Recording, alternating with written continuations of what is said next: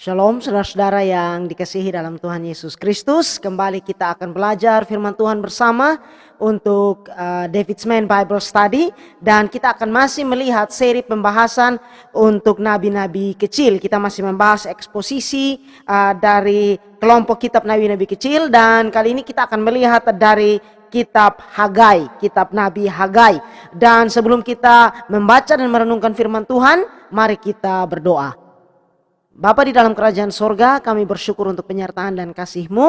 Kami berdoa Tuhan menolong, menuntun, memimpin, menyertai kami di dalam jam pembacaan dan perenungan firman Tuhan ini. Roh Kudus mempersiapkan hati dan pikiran kami untuk kami boleh mengerti apa yang menjadi kehendak Tuhan dan belajar bertumbuh di dalamnya. Kami juga berdoa Tuhan sendiri mampukan kami untuk boleh berjalan di dalam ketaatan dari hal-hal yang kami pelajari di dalam kebenaran firman-Mu. Bantu sertai kami di dalam nama Tuhan Yesus kami berdoa dan bersyukur. Amin. Saudara, kita akan melihat dari kitab Nabi Hagai. Dan sebelum kita membahas bagian kitab ini lebih jauh, kita perlu melihat latar belakang dari kitab ini. Seperti yang sudah kita lakukan dengan kitab-kitab sebelumnya, di mana kita melihat latar belakang, baik Nabi itu siapa, kemudian kapan dia melayani, apakah ada peristiwa-peristiwa tertentu yang menandai pelayanannya. Dan ini penting untuk kita lihat. Nah, Hagai adalah salah satu nabi yang melayani setelah masa pembuangan dari Babel.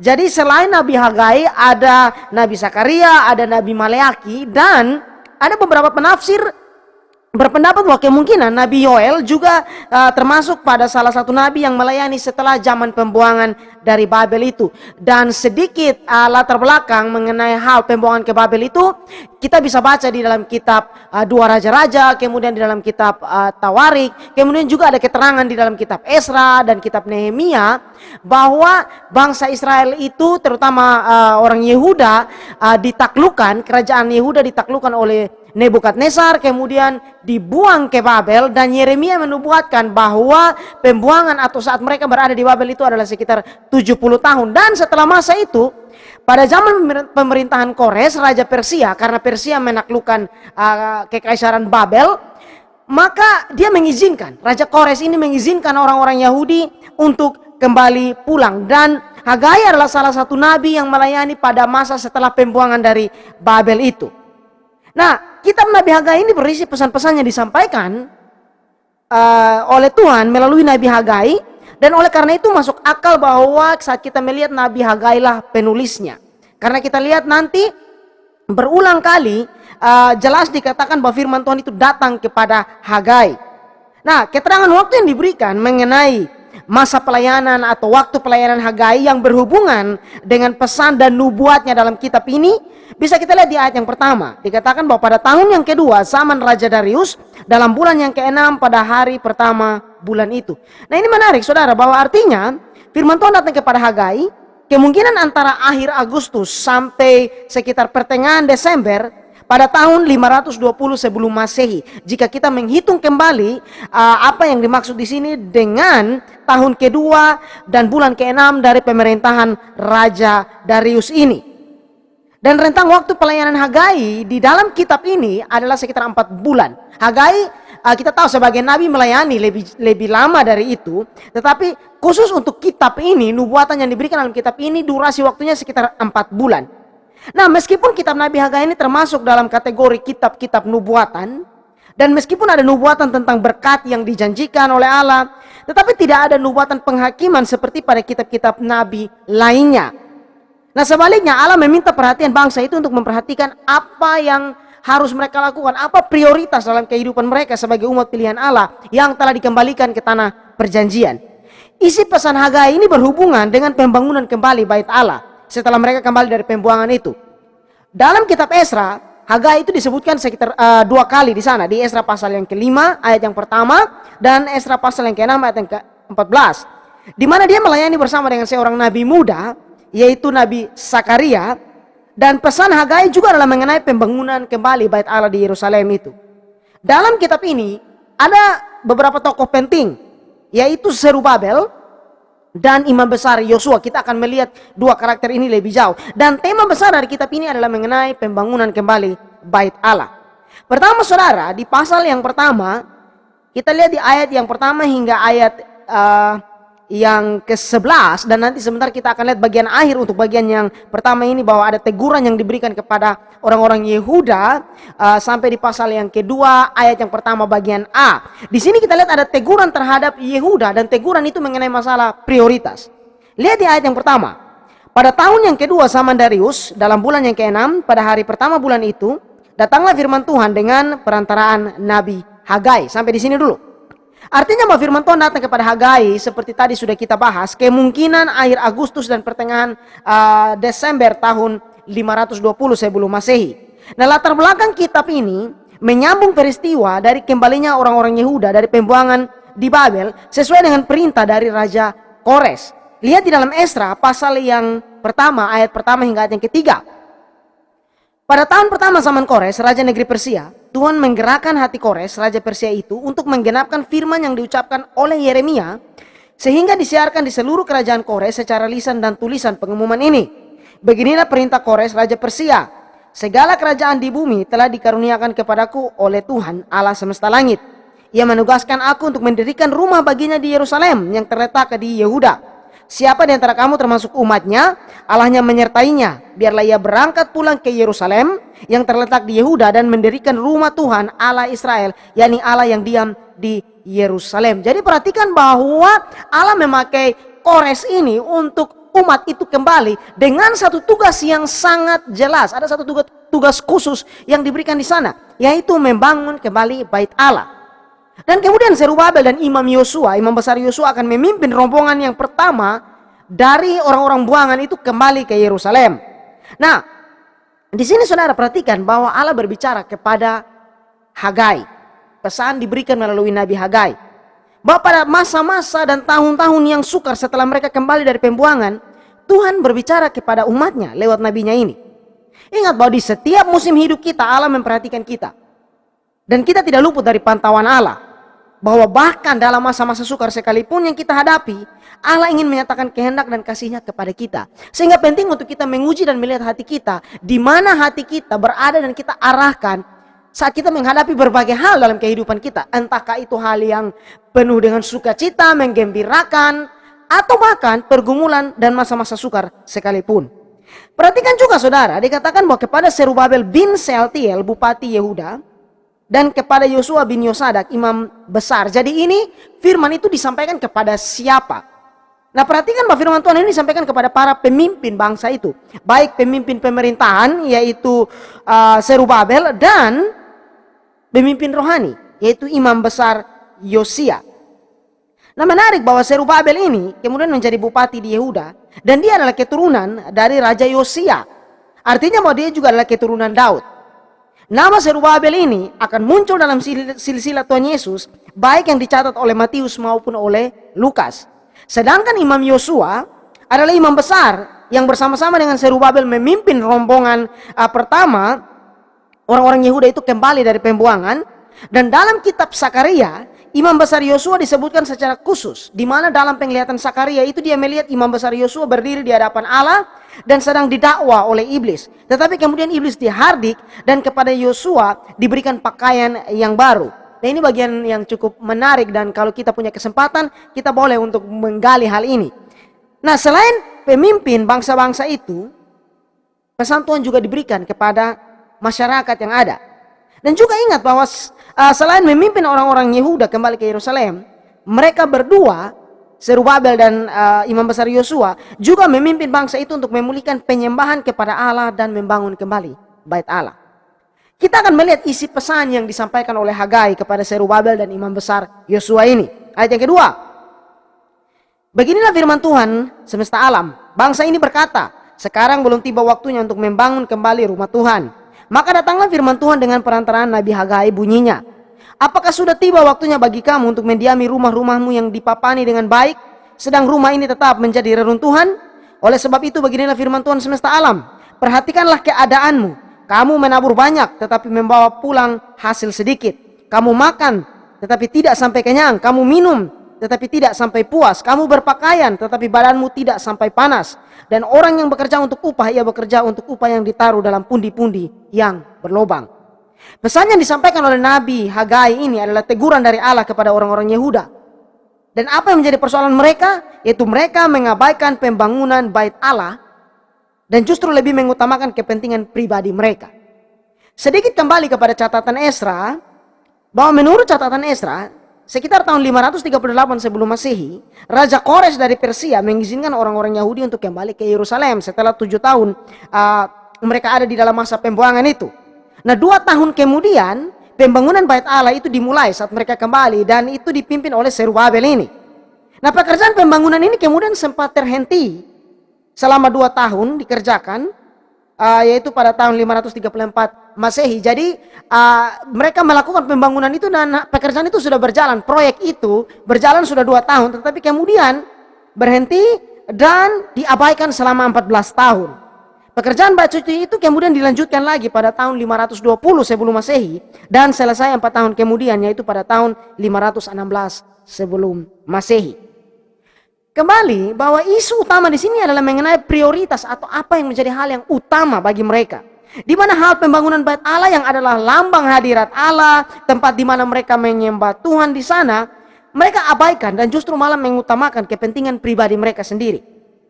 Perhatikan teguran yang diberikan. Apakah sudah tiba waktunya bagi kamu untuk mendiami rumah-rumahmu yang dipapani dengan baik, sedang rumah ini tetap menjadi reruntuhan? Nah, mengapa teguran ini diberikan? Sebab apa? Bahwa saat kita melihat kembali pengumuman atau hal yang disampaikan oleh Kores bahwa mereka kembali untuk membangun bait Allah. Tuhan memakai Kores untuk menyampaikan hal itu. Bahwa jelas mereka kembali untuk membangun bait Allah. Tetapi kemudian ketika ada tantangan, kemudian ada persoalan di sana, ada halangan, ada rintangan, mereka justru mengabaikan hal itu. Tidak bertekun di dalam semua itu dan justru mengabaikan pembangunan bait Allah dan sibuk dengan kepentingan mereka sendiri. Nah, mengapa mereka berkata bahwa sekarang belum tiba waktunya untuk membangun kembali rumah Tuhan? Dan di sini mereka mengabaikan pekerjaan Tuhan dan pembangunan rumah Allah itu. Mungkin ada beberapa alasan. Mungkin mereka merasa bahwa pekerjaan itu terlalu berat. Mungkin mereka berpikir bahwa mereka tidak memiliki sumber daya dan orang atau tenaga yang cukup untuk mengerjakan pekerjaan itu. Mungkin mereka masih takut terhadap ancaman-ancaman musuh-musuh di sekeliling mereka. Atau bahkan mungkin mereka melihat bahwa hal itu sebagai suatu kebutuhan yang tidak terlalu penting bagi mereka. Nah, apapun alasan mereka, ini adalah hal yang ditegur oleh Allah. Nah, persoalan yang sama bisa kita alami mungkin, atau bisa kita hadapi, di mana kita mungkin mengabaikan pelayanan, pekerjaan yang Allah taruh dalam kehidupan kita dengan berbagai alasan yang bisa kita buat. Perhatikan bahwa alasan mereka ini cukup lihai. Mereka tidak mengatakan bahwa mereka tidak mau membangun bait Allah, tetapi menurut mereka belum waktunya saja. Mungkin karena hambatan atau tantangan yang besar terhadap pekerjaan itu, maka umat Tuhan ini mulai membuat alasan dan memutuskan bahwa ini belum saatnya untuk membangun kembali bait Allah. Mungkin seolah mereka berkata, jika hal ini begitu sulit untuk dilakukan, maka mungkin Tuhan tidak ingin untuk kita melakukannya. Paling tidak untuk sekarang kita lakukan itu. Nah, pertanyaannya bahwa pernahkah kita menemukan diri kita melakukan atau membuat alasan yang sama untuk mengabaikan hal yang Tuhan taruh dalam kehidupan kita? Untuk melakukan hal yang kita tahu bahwa itu adalah panggilan dari Allah bagi kehidupan kita, entahkah itu pekerjaan kita, entahkah itu pelayanan kita, dan berbagai hal dalam hidup kita. Mereka menunda melakukan hal itu dan mengabaikannya. Seorang presiden Amerika, yaitu Benjamin Franklin, menulis demikian. Saya tidak pernah mengenal seorang pria yang pandai membuat alasan yang pandai dalam hal lain. Atau dengan kata lain, bahwa dia tidak pernah menemukan seseorang yang pandai membuat alasan, terus kemudian orang itu ahli dalam hal yang lain. Kalau dia pandai membuat alasan, berarti orang itu tidak punya kemampuan atau dalam arti bahwa dia tidak punya niatan yang baik dan semangat untuk melakukan hal yang harusnya dia kerjakan. Nah, teguran sudah Allah berikan di sini. Dikatakan bahwa oleh sebab itu, beginilah firman Tuhan semesta alam, perhatikanlah keadaanmu. Lihat di ayat yang ke-6. Kamu menabur banyak, tetapi membawa pulang hasil sedikit. Kamu makan, tetapi tidak sampai kenyang. Kamu minum, tetapi tidak sampai puas. Kamu berpakaian, tetapi badanmu tidak sampai panas. Dan orang yang bekerja untuk upah, ia bekerja untuk upah yang ditaruh dalam pundi-pundi yang berlobang. Artinya bahwa mereka tidak menikmati hal itu. Bahwa saat mereka mengabaikan pekerjaan Tuhan, mereka mengabaikan apa yang menjadi prioritas dalam kehidupan mereka, maka apa yang mereka upayakan dan usahakan itu tidak membuahkan hasil. Dan mereka tidak merasa puas dengan hasil usaha mereka. Nah, dalam semua ini, jika kita melihat di ayat yang ke-7, dari pasal pertama, pasal 1 kitab Hagai ini, ada panggilan kepada pertobatan. Lihat di ayat yang ke-7. Beginilah firman Tuhan semesta alam, perhatikanlah keadaan. Bahwa pengabaian itu membuat mereka tidak menyadari keadaan mereka. Saat kita mengabaikan hal-hal di sekeliling kita, kita tidak menyadari keadaan kita. Mereka tidak sadar bahwa apa yang terjadi pada mereka adalah kegagalan dalam melihat apa yang menjadi hal yang utama dalam hidup mereka. Mereka tidak sadar bahwa apa yang terjadi pada mereka dengan kegagalan dalam pekerjaan atau usaha mereka adalah karena mereka mengabaikan pekerjaan Tuhan. Di sini kemudian ada perintah yang Allah berikan, ayat yang ke-8. Jadi naiklah ke gunung, bawalah kayu dan bangunlah rumah itu. Maka aku akan berkenan kepadanya dan akan menyatakan kemuliaanku di situ. Firman Tuhan.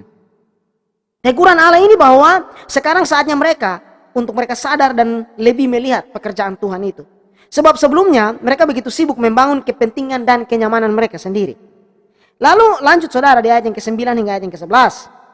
Kamu mengharapkan banyak, tetapi hasilnya sedikit. Dan ketika kamu membawanya ke rumah, aku menghembuskannya. Oleh karena apa? Demikianlah firman Tuhan semesta alam.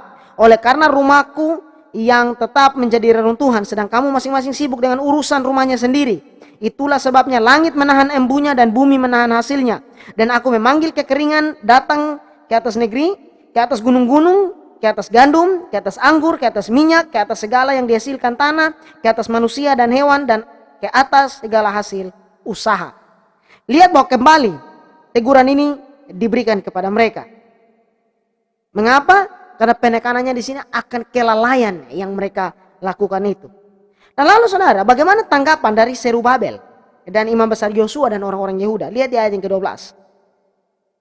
Lalu Zerubabel bin Sealtiel dan Yosua bin Yosadak imam besar dan selebihnya dari bangsa itu mendengarkan suara Tuhan Allah mereka. Dan juga perkataan Nabi Hagai sesuai dengan apa yang disuruhkan kepadanya oleh Tuhan Allah mereka. Lalu takutlah bangsa itu kepada Tuhan. Pesan Tuhan ini ditanggapi dengan kerendahan hati dan ketaatan. Ada dua hal penting menjadi langkah awal di sini. Yang pertama, mereka mendengarkan suara Tuhan. Mendengarkan suara Tuhan, yaitu lewat firman-Nya, adalah hal yang penting untuk memulai sebuah pekerjaan atau sebuah pelayanan. Tetapi justru ini terkadang menjadi hal yang gampang kita abaikan. Hal yang kedua adalah sikap takut akan Allah. Dikatakan bahwa lalu takutlah bangsa itu kepada Tuhan. Sikap takut kepada Allah memimpin kepada ketaatan. Ingat bahwa sikap takut akan Allah di sini bukanlah artinya ketakutan, tetapi lebih kepada hal menghormati Allah sebagai pencipta dan penguasa alam semesta. Kemudian di ayat yang ke-13, maka berkatalah Hagai utusan Tuhan itu, menurut pesan Tuhan kepada bangsa itu demikian, aku ini menyertai kamu, demikianlah firman Tuhan. Jadi terhadap tanggapan atas bangsa itu, di mana mereka menunjukkan pertobatan mereka, maka di sini Allah memberikan janji penyertaannya. Lalu di ayat yang ke-14, Tuhan menggerakkan semangat Zerubabel bin Sealtiel bupati Yehuda dan semangat Yosua bin Yosadak imam besar dan semangat selebihnya dari bangsa itu, maka datanglah mereka lalu melakukan pekerjaan pembangunan rumah Tuhan semesta alam Allah mereka. Allah bukan saja akan menyertai mereka dalam melakukan pekerjaan pembangunan itu, tetapi Dia memberikan mereka semangat untuk bisa melakukannya. Ingat bahwa dalam apapun yang kita lakukan, terutama dalam pelayanan, Allah lah yang memberikan kita semangat. Dan oleh karena itu kita perlu untuk bersungguh-sungguh di dalam panggilan yang Tuhan taruh dalam kehidupan kita.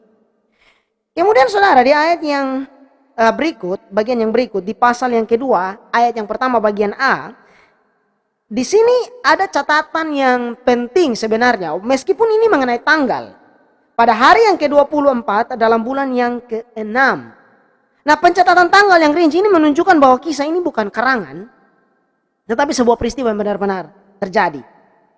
Nah, kemudian di bagian kedua yang akan kita lihat di pasal yang kedua dari kitab Hagai ini, kita lihat bahwa mulai dari ayat yang kedua bagian B hingga ayat yang ke-10. Pada tahun yang kedua, zaman Raja Darius, dalam bulan yang ke-7, pada tanggal 21 bulan itu, datanglah firman Tuhan dengan perantaraan Nabi Hagai bunyinya. Katakanlah kepada Zerubabel bin Sealtiel, bupati Yehuda, dan kepada Yosua bin Yosadak, imam besar, dan kepada selebihnya dari bangsa itu demikian. Masih adakah di antara kamu yang telah melihat rumah ini dalam kemegahannya semula? Dan bagaimanakah kamu melihat keadaannya sekarang? Bukankah keadaannya di matamu seperti tidak ada artinya? Jadi di sini bahwa saat mereka membangun kembali bait Allah itu tidak bisa dibandingkan kemegahannya menurut mereka dengan apa yang dibangun oleh Salomo. Bahwa Salomo membangun satu bait Allah yang begitu agung. Tetapi perhatikan saudara di ayat yang kelima. Tetapi sekarang kuatkanlah hatimu, hai Zerubabel. Demikianlah firman Tuhan. Kuatkanlah hatimu, hai Yosua bin Yosadak, imam besar. Kuatkanlah hatimu, hai segala rakyat negeri. Demikianlah firman Tuhan. Bekerjalah, sebab aku ini menyertai kamu. Demikianlah firman Tuhan semesta alam. Sesuai dengan janji yang telah kuikat dengan kamu pada waktu kamu keluar dari Mesir. Dan rohku tetap tinggal di tengah-tengahmu. Janganlah takut. Sebab beginilah firman Tuhan semesta alam. Sedikit waktu lagi, maka aku akan menggoncangkan langit dan bumi, laut dan darat. Aku akan menggoncangkan segala bangsa, sehingga barang yang indah-indah kepunyaan segala bangsa datang mengalir. Maka aku akan memenuhi rumah ini dengan kemegahan, firman Tuhan semesta alam. Kepunyaanku lah perak dan kepunyaanku lah emas, demikianlah firman Tuhan semesta alam. Adapun rumah ini kemegahannya yang kemudian akan melebihi kemegahannya yang semula, firman Tuhan semesta alam. Dan di tempat ini aku akan memberi damai sejahtera, demikianlah firman Tuhan semesta alam. Nah, perhatikan bahwa Allah terus menunjukkan dirinya sebagai Tuhan semesta alam, Allah yang berdaulat, Allah yang berkuasa atas alam semesta ini. Dan kita adalah bagian dari alam semesta ini, bagian dari ciptaannya. Maka kita tidak luput dari pengamatan, pengawasan, tuntunan dan pemeliharaannya. Terutama kita adalah anak-anak Tuhan yang percaya kepada janji penebusan Allah di dalam Kristus. Percaya kepada penebusan Kristus yang datang dan menebus kita dari dosa kita dan membawa kita kepada satu hubungan yang baru dengan Allah. Nah, firman yang datang kali ini adalah untuk meneguhkan hati orang-orang Yehuda ini. Sebab saat mereka melihat bait Allah yang mereka bangun kembali itu, hati mereka sedih. Karena menurut mereka seperti tadi saya angkat, bahwa tidak semegah bait Allah sebelumnya yang dibangun oleh Salomo. Dan di sini Allah memberikan penghiburan dan menguatkan hati mereka. Ayat 5 dan 6. Pasal yang kedua.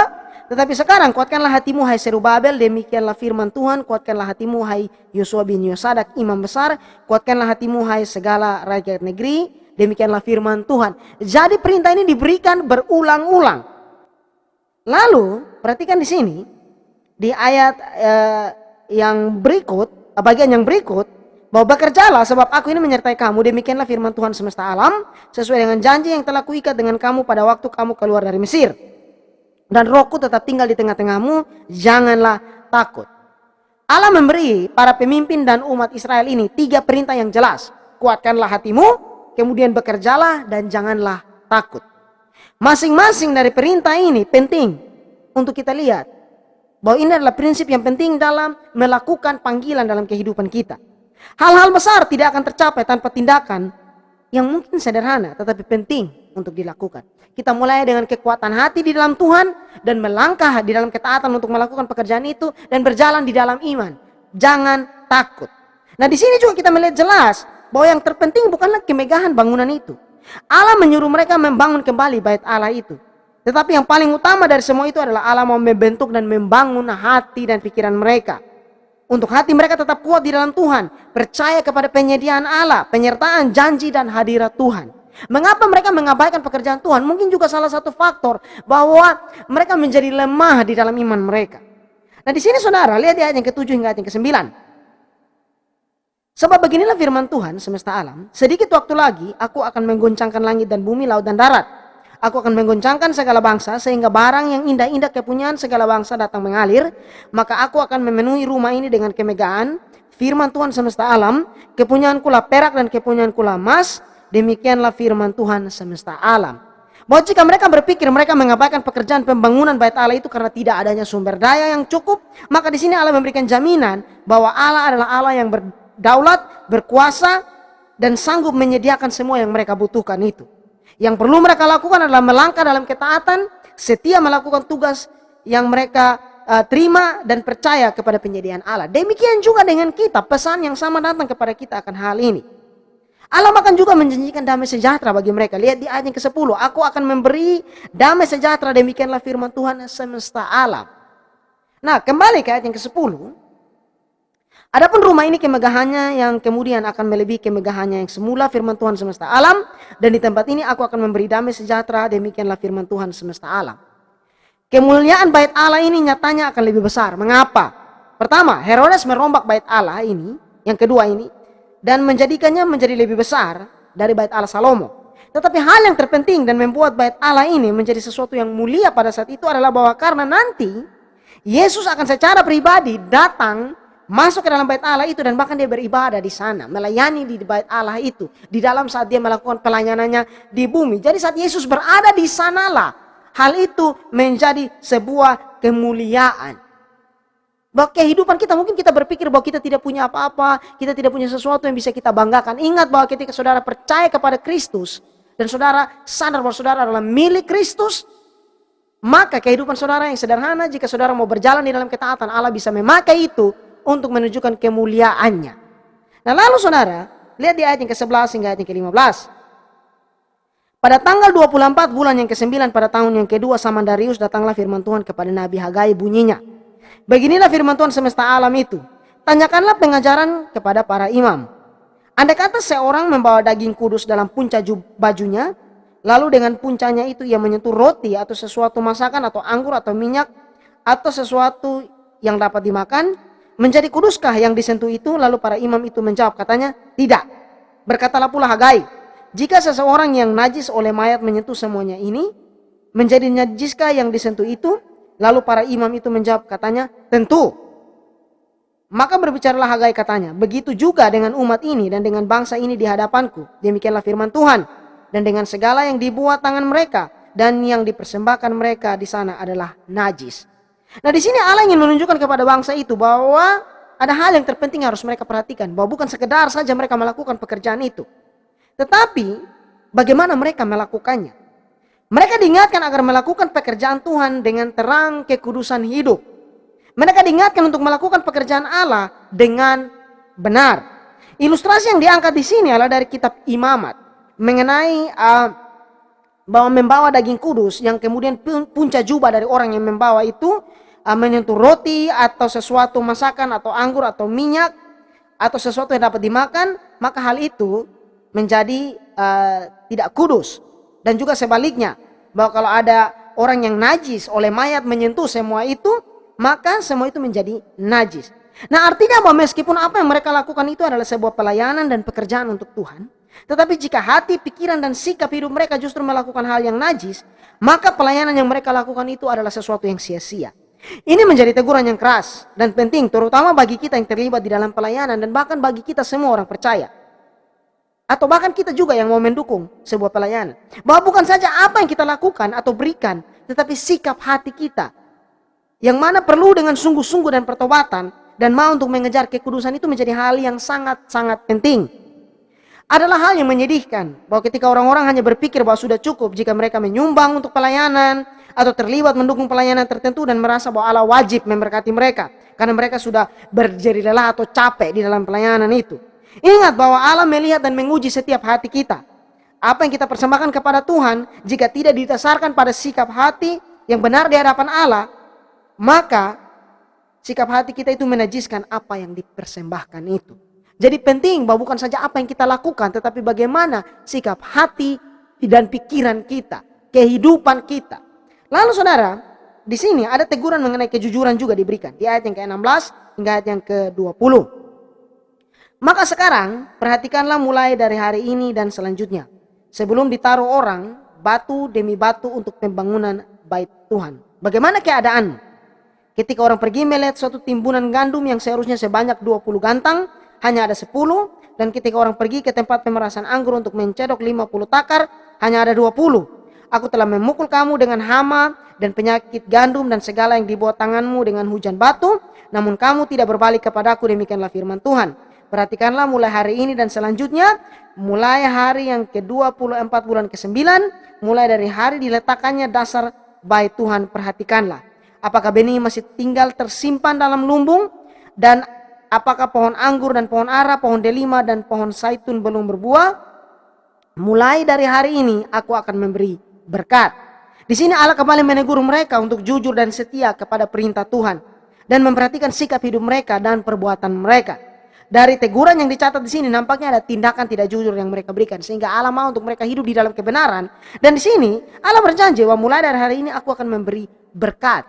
Bahwa berkat Tuhan yang memberikan kecukupan dan kepuasan itu. Banyak orang mencoba untuk mendapatkan semua itu dengan cara yang tidak benar dan akhirnya menjadi persoalan. Lalu saudara, dalam semua ini di bagian yang terakhir kita akan melihat tentang pengharapan pada kerajaan Allah. Ayat yang ke-21 hingga ayat yang ke-24. Maka datanglah firman Tuhan untuk kedua kalinya kepada Hagai pada tanggal 24 bulan itu, bunyinya, katakanlah kepada Zerubabel bupati Yehuda begini, aku akan menggoncangkan langit dan bumi dan akan menunggang balikan tahta-tahta raja. Aku akan memunahkan kekuasaan kerajaan bangsa-bangsa dan akan menjungkir balikan kereta dan pengendaranya. Kuda dan pengendaranya akan mati rebah masing-masing oleh pedang temannya. Pada waktu itu demikianlah firman Tuhan semesta alam, aku akan mengambil engkau hai Zerubabel bin Sealtiel hambaku. Demikianlah firman Tuhan. Dan akan menjadikan engkau seperti cincin meterai, sebab engkaulah yang kupilih. Demikianlah firman Tuhan semesta alam. Bahwa ada janji yang diberikan kepada Zerubabel, dan ini adalah sebuah janji yang besar dan istimewa. Bahwa nantinya juga kita akan melihat bahwa Zerubabel muncul dalam silsilah Tuhan Yesus. Baik Matius mencatat itu, Lukas pun mencatat demikian.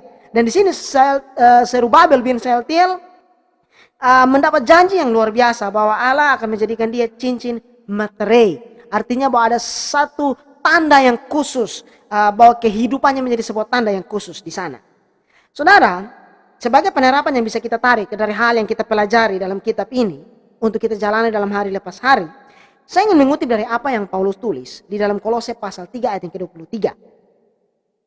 Apapun juga yang kamu perbuat, perbuatlah dengan segenap hatimu seperti untuk Tuhan dan bukan untuk manusia. Saya mencatat ada 3 hal utama di sini, yaitu prioritas, komitmen, dan motif. Apa prioritas dalam hidup saudara dan saya? Apakah saya memiliki komitmen untuk melakukan itu, dan bagaimana saya dan saudara menyatakan komitmen itu? Dan apa yang menjadi motif kita melakukannya? Apakah untuk kemuliaan Tuhan atau sekedar untuk mencari kepentingan dan kenyamanan diri kita sendiri? Kiranya pertanyaan ini kita renungkan dan kita belajar untuk melangkah dan mencari kehendak Allah dan berjalan di dalam kehendaknya hari lepas hari dalam kehidupan kita. Kita berdoa. Bapa di dalam kerajaan sorga, kami bersyukur untuk penyertaan dan kasih-Mu. Firman yang sudah kami renungkan, Tuhan menolong untuk kami belajar bertumbuh di dalamnya. Hamba-Mu terbatas tetapi Roh-Mu tidak terbatas untuk menolong kami mengerti apa yang menjadi kehendak-Mu. Bantu dan kuatkan kami juga Tuhan untuk menjalani kehidupan kami dalam satu kehidupan yang mempermuliakan nama-Mu. Kami terus berdoa Tuhan untuk kondisi pandemi yang masih terjadi. Oleh kemurahan-Mu Tuhan kami berdoa agar pandemi ini boleh berlalu. Mereka yang sakit Tuhan sembuhkan. Allah berikan hikmat kepada pemerintah dan tenaga medis untuk bisa menangani keadaan ini dengan baik. Kami juga berdoa Tuhan untuk rencana-rencana pelayanan ke depan. Tuhan yang menolong, Tuhan yang buka jalan, Allah yang tuntun, pimpin dan sertai. Menuntun menyertai setiap kami, pergumulan kehidupan kami masing-masing Tuhan. Engkau yang jawab seturut dengan kekayaan kasih karunia-Mu. Dan di dalam nama Tuhan Yesus kami berdoa dan bersyukur. Amin.